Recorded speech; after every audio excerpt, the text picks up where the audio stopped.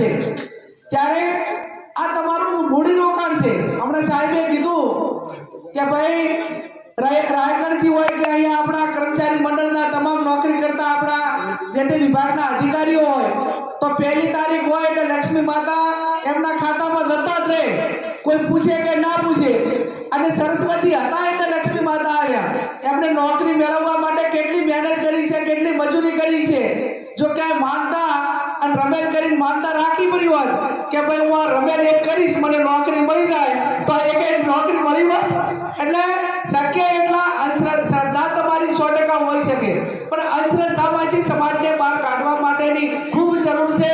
હમણાં મેં સાહેબને એમને વિનંતી કરી કે આપણે હથિયાવી તાલુકાનું ઠાકોર સમાજનું બંધારણ એ 4મી તારીખે વાગડની થળીએ સદારામ બાપુના નામે વાગડજીના નામે હથિયાવી તાલુકાનું બંધારણ સમાજનું ઓછા ખર્ચા થાય એના માટે આપણે કરી રહ્યા છીએ।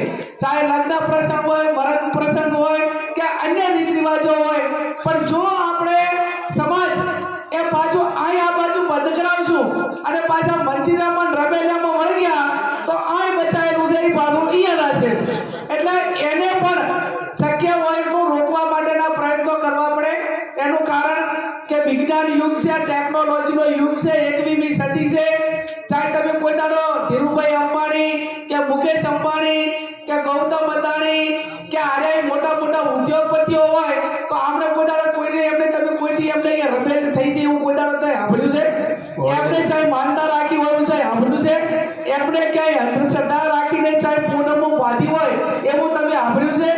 એમના પેઢી દર પેઢી જેટલા વડવાઓએ મજૂરી કરી હોય ત્યારે એ લોકો સ્ટેજે પહોંચ્યા હોય। એટલે કઠોર પરિશ્રમનો કોઈ વિકલ્પ નથી। ભગવાને ગીતામાં પણ કીધું છે કે ભાઈ તું કર્મ કર, ફળ મારે આપવાનું છે। જેટલું કર્મ કરશો, સારું કરશો તો સારું ભોગવશો અને ખરાબ કરશો તો ભગવાન કૃષ્ણએ કીધું છે કે ફળ જેણે જે કર્મ કર્યું હોય એ ભોગવવું પડે। મહાભારતમાં ભીષ્મ પિતામહ હતા અને એ ટાઈમે સભાની અંદર દ્રૌપદીના ચીર ખેંચાતા હતા, વડીલ હતા છતાં બોલતા નતા બોલ્યા એટલે એમને તીરો ઉપર ભોગવવું પડ્યું હતું કે નતું ભોગવવું પડ્યું? એમને પોતાને ભીષ્મ પિતાને પણ ભોગવવું પડ્યું હતું। એ આપણને મહાભારતનો દાખલો આપણને ઇતિહાસમાં અને અત્યારે આપણા ધર્મશાસ્ત્રોમાં અને પુરાણોમાં આપણે સૌ અનેક વખત આપીએ છીએ।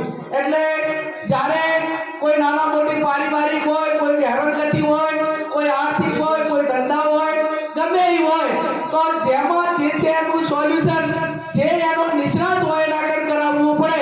ડોક્ટર દવાખાનાની તકલીફ હોય તો ડોક્ટર આગળ આવવું પડે, ધંધા રોજગારની તકલીફ હોય આર્થિક રીતે તો શેર સંબંધી કે ભાઈઓને એને કહેવું પડે અથવા તો કાંઈ નાના મોટી લોનની વ્યવસ્થા કરવી પડે। બાકી બીજું કાંઈ આડાઅવળું કાંઈ એકાબીજાના ઓલા કરવાથી કોઈ દાડો રાયગઢજી મેળ આવે નહીં। હું તો હમણાં તો અમે રાયગઢજી એ બાબતમાં ખૂબ આગળ વધ્યા છીએ અને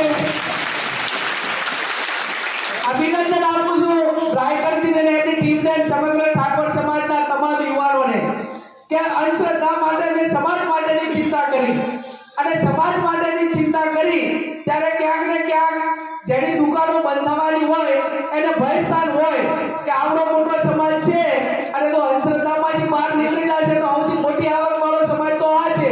અને છતાં પણ સમાજે આખા ગુજરાતના ઠાકોર સમાજે યુવાનોએ મીડિયામાં એમ કીધું કે ભાઈ જ્ઞાનીબેને તો અમારા સમાજ માટે કીધું છે એટલે બીજાએ કોઈ આને બધું પાઘડી પહેરવી નહીં અને અમારા સમાજ માટે કીધું છે એટલે જ્ઞાનીબેન અમારા સમાજ માટે કરે છે।